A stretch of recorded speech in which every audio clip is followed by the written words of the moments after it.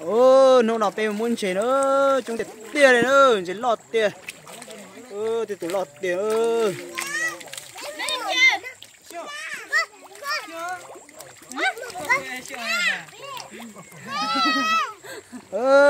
nó là tới cho này nó lo chắpเลยtôi muốn chơi nữa cái này nó lo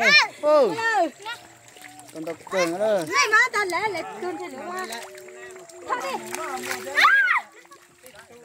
đi lọt cửa là gì tiền đó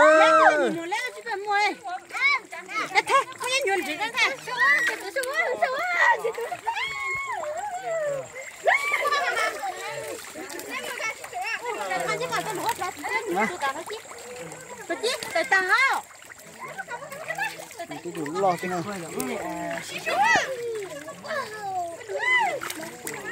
lo đi đâu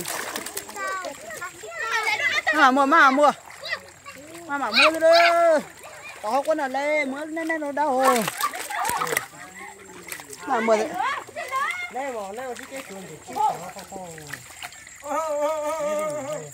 lên chứ mà mua cái chứ mà mua là chỉ tua tặng sao tua cái mua không này chứ mà mua gặp là tặng cái hết tiền à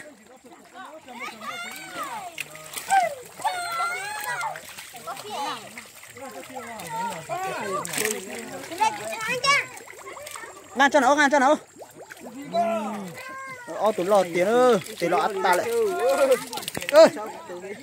mà nhìn tụi ta ơi cũng lọt ta đi nữa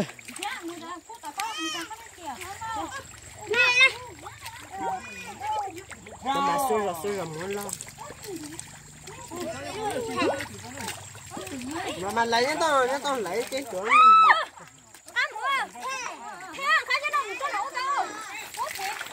nhá ra kìa ôi mà nhìn đất hết rồi chết cuộc cờ đó bên tiền non chơi tua non chơi non chơi trong tiền rồi đi lúc bà mê thế đó chơi trong tiền đó không gì sẽ đời nữa ơi chỉ tua đó đây này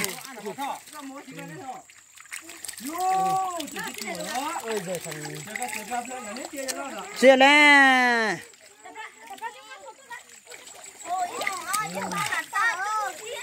nó to cái xuống nó chúa lấy cho con nó xuống nó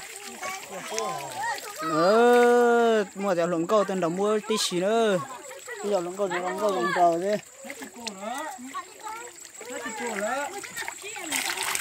ôi còn to đấy ôi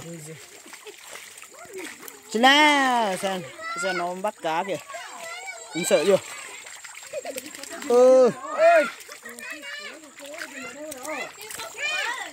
nó to chỉ thấy một tiếng đó không dài mua ra mua chơi nó là một trăm nào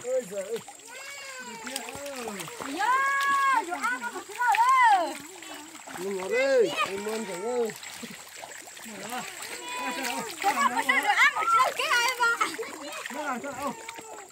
lọt tiền ơi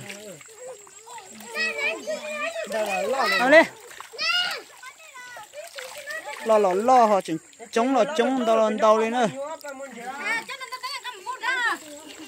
tụi mẹ mua tí xì lên nữa có gì để tiêu đâu nữa đi rồi nó áp tay nè ít tuổi mua tụi lo sắp nữa trời ít sẽ tự từ tiền ngăn một cho nó cho mình nhựa cho muốn chơi tàn cho liền nữa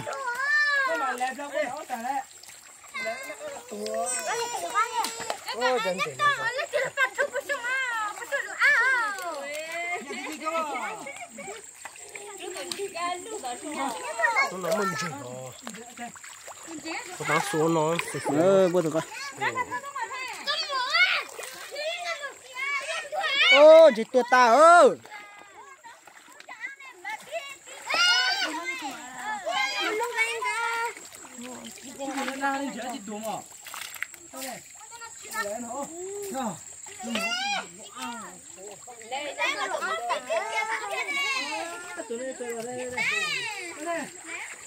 Bây giờ tụi nhau về tên nào nữa.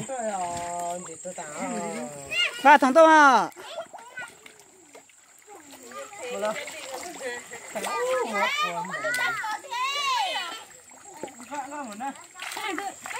Nó mà mua tới gì?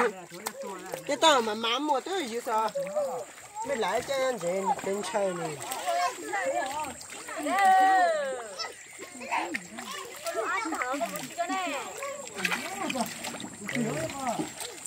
Opa lu ao, nó phải nó chặt đi nó muốn đi lo. Cho rõ đó. Nè nè, chị tụi con nữa nè. Ôi. Nè nè nè.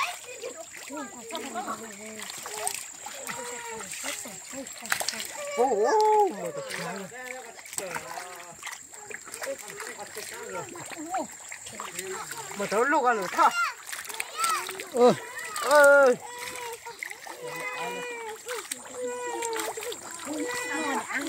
Rồi nè.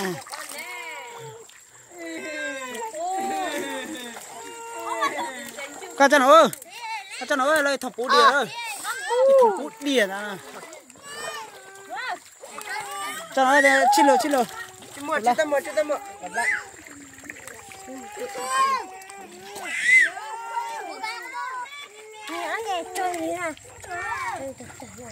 Ba cho nó. Hả? Cầm nó ba. Đi để nó không có chút. Đi để của ba. Em nắm ta. Nó còn thấy nó có tầm một cái. Nó tổ ba nó nào à? Nó đây.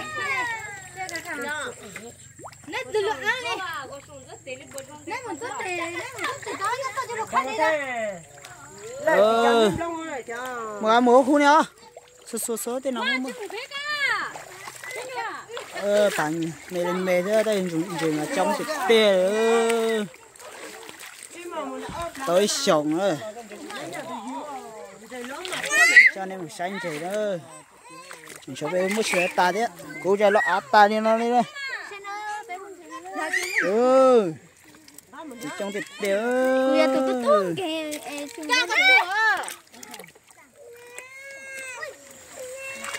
Chân thì xuống lên nắp đây mà. Ôi, nha, tụi bạn là sắp tuần nhỏ.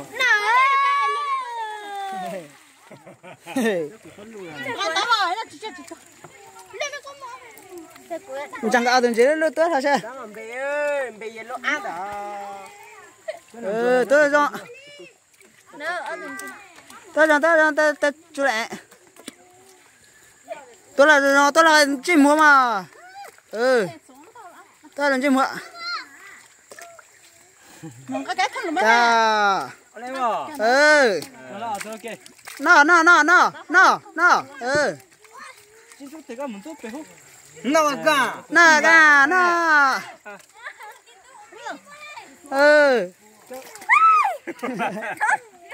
Và chuyên chú nào mà, chuyên chú anh chị. Mà là tao mà ba. Chút chuyện. Mới nhận chuyện đủ à? Mà chẳng có cho này.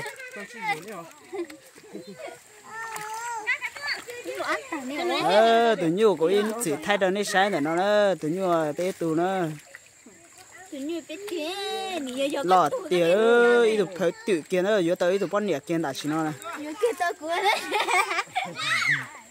Giờ kiểu đừng có nói nào.